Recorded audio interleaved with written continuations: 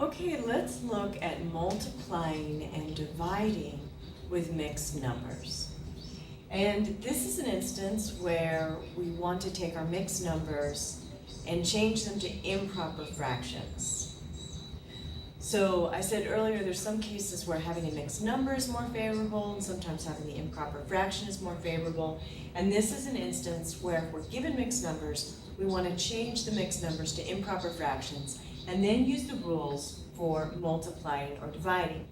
Now remember, when we multiply fractions, we first use our cancel law between numbers in the numerator and numbers in the denominator, and then we multiply straight across, numerator by numerator, denominator by denominator. And when we divide, we keep the first fraction, flip the second, and then it becomes a multiplication problem. So we use our cancel law after we flip it, and then multiply straight across, denominator by denominator and numerator by numerator. All right, so let's look at some examples.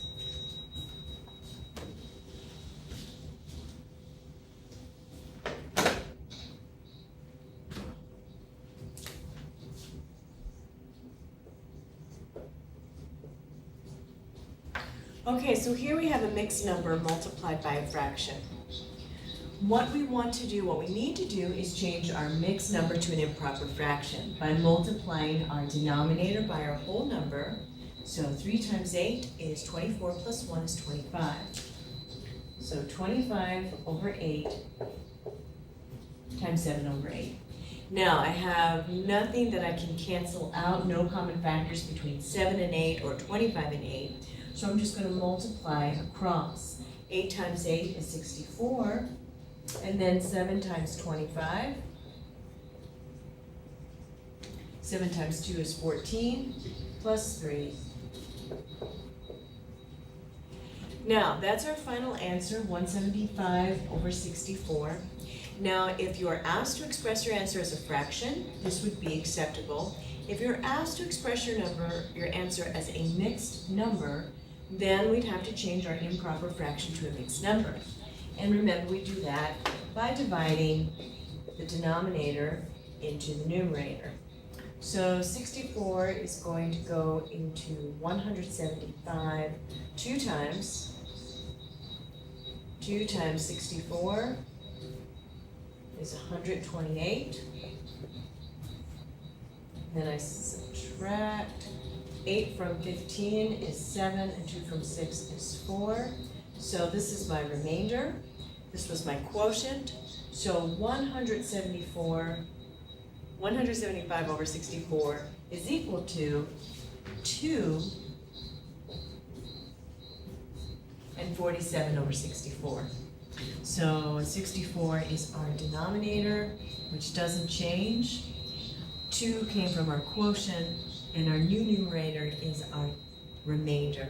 And I can't simplify this. I have no common factor between 47, which is actually a prime number, and 64. So this is our answer.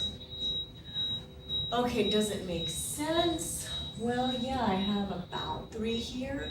And if I take 7/8 of 3, then it's going to be a number that's going to be smaller than 3. So this answer is in the right ballpark. It makes sense. All right, let's look at another example.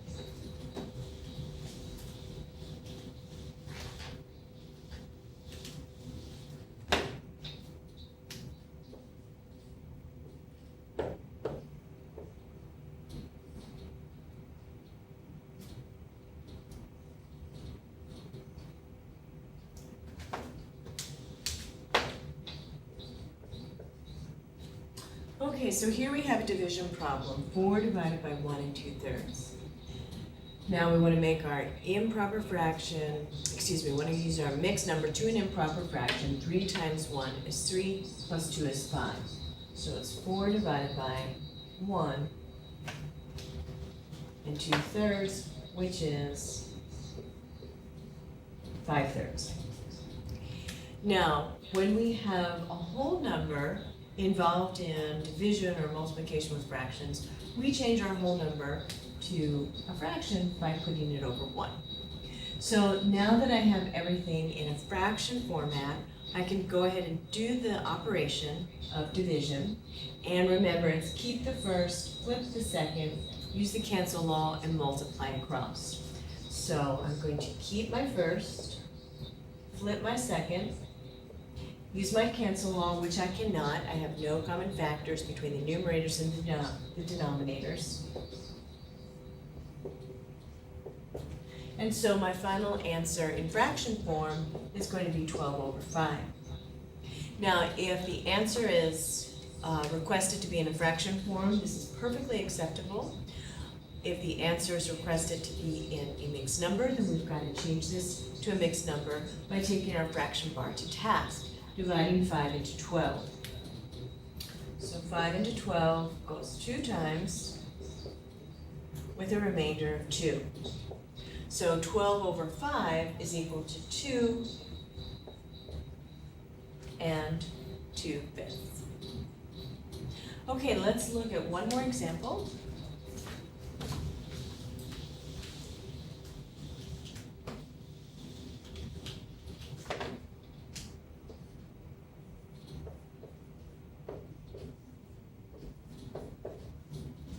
So now we have two mixed numbers. We have multiplication as our operation, so we want to change both of our mixed numbers to improper fractions by taking our denominators, multiplying by the whole number, and then adding the numerator. So 3 times 1 is 3, plus 2 is 5. So 1 2/3 is the same as 5/3. 5 times 2 is 10, plus 2 is 12, and our denominators stay the same. So now I'm going to use my cancel law, and I can see that I can use my cancel law. I have common factors between my numerator and denominator. I have a common factor here of 5. 5 divided by 5 is 1. And I have a common factor here of 3. 3 divided by 3 is 1, and 12 divided by 3 is 4. So I'm just going to rewrite this because it's getting a little messy. I have 1 over 1 times 4 over 1. So simplify, my answer is 1. It's not 1, it's 4, because 1 times 1, of course, would be 1, and then any number over 1 would simplify to the whole number or to the integer if it was negative. Okay, so when multiplying or dividing with mixed numbers, change the mixed numbers to improper fractions, and then use the rules for multiplying or dividing fractions.